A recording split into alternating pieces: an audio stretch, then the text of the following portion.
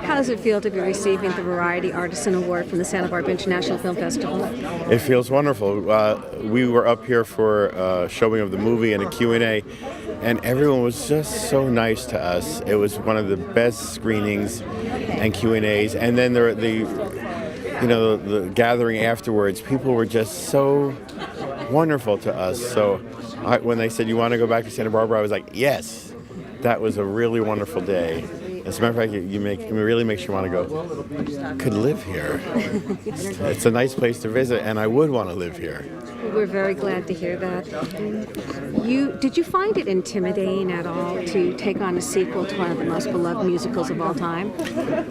Yeah, wouldn't you imagine? Yes, it was completely intimidating and terrorizing, and it still is every day. I'm afraid to open any newspaper. God knows I don't look at the comments sections or on the internet, but we finally had to get over that fear and just channel our thoughts towards our love for the original film that we share with millions of people, and think that this was our way to honor them and to write a thank you note, really a love letter to the Sherman Brothers and Irwin Costal, the original music supervisor, and show this is what you taught us, and now we're going to exercise what we learned from you guys and try to honor you.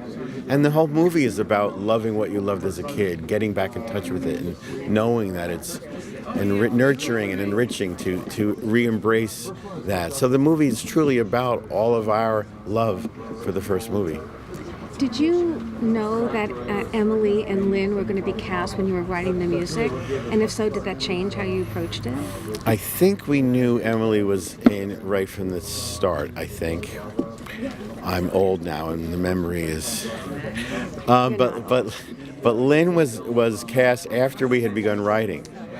And, so there was thoughts of, do we need to adjust the music to him? But we all really agreed eventually that we should allow him to show different colors. That's why he took on the job. But then we also did write, for the English Music Hall, we wrote him a real fast patter section, which would, give him what they want, give the people something like what they would expect from him. And yet that was not anachronistic at all. That was totally a staple of the English Music Hall, those really fast songs that then Danny Kaye took on in America in the 40s and 50s, and then it kind of gave birth to rap in the late 70s, but it's all the same. From the sweet ballads to the big musical dance numbers, can you talk about that incredible range of score that you did? Writing these kinds of songs really comes naturally to Scott and myself, and then writing this kind of score that I got to write for this movie, the underscore, which was a gargantuan effort. I think I was writing it for a year. It was, for me, just a fantasy. It was my total dream come true to not only be working on a sequel to Mary Poppins, my favorite movie, but to get to write this kind of cinematic, old-school score, like the music I grew up wanting to be a part of, and all my team, my orchestrators, and the orchestra themselves. This is what we wanted to be playing when we were thinking we'd get to, write and play for the movies, but you don't get to do it anymore. So that was just a fantasy.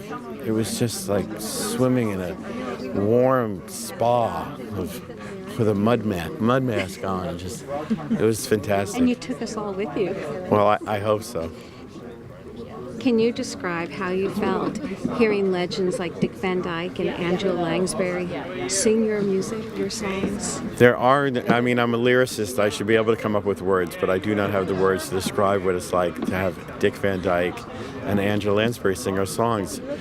I still can't sort of believe it. And we weren't there when they recorded. We were in America. We were rehearsing a show on Broadway, and we couldn't be in England. So we were only there via Skype, watching and listening, waving hello. I didn't get to meet Dick Van Dyke until the premiere of the movie in Los Angeles, and met Angela Lansbury only recently at an AFI event where the movie was one of the honorees. It's just one fantasy after another. This whole experience has been really wonderful. Who would have known that this would come for me? I'm just overwhelmed. What's next for you, Marc? Retirement. Scott and I are writing a new Broadway musical of Some Like It Hot. And after like 8 years now that we've been working on our musical of Charlie and the Chocolate Factory, and then Mary Poppins Returns, which have similar themes of childlike wonder and the use of imagination and the child within, we're ready to write something about adults and sex. So we're excited about that. Well, you're welcome to be back in Santa Barbara anytime. We Thank love you. having you here. Thank you. Congratulations. Thank you.